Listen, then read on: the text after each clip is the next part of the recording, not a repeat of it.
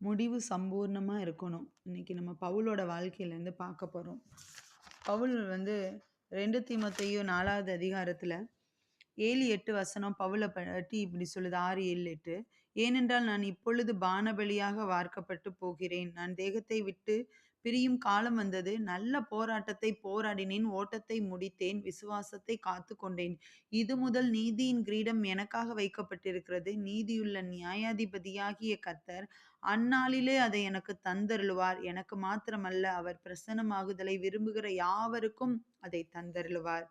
ஆமென். இந்த வார்த்தையின்படி பவுலோட வாழ்க்கையில பார்க்குறப்போ, அவங்களோட ஆரம்பம் அப்படின்னு பார்க்குறப்போ ஒண்ணுமே இல்ல. ஆ எடப்பட்ட வாழ்க்கையிலன்னு பார்க்குறப்போ, பவுல் வந்து இயேசுவ வெறுத்தாங்க. ஆனா காலங்கள் நடுவுல கர்த்தரோட சந்திப்பு வந்தப்போ, அவரோட என்கவுண்டர் வந்தப்போ, தன்னை கர்த்தருக்கு ஒப்பு கொடுத்தது நிமித்தம் கர்த்தர் அவர பயன்படுத்தினாரு. கடைசி வரைக்கும் முடிவு பரியந்தம் கர்த்தருக்குள்ள நிலைச்சு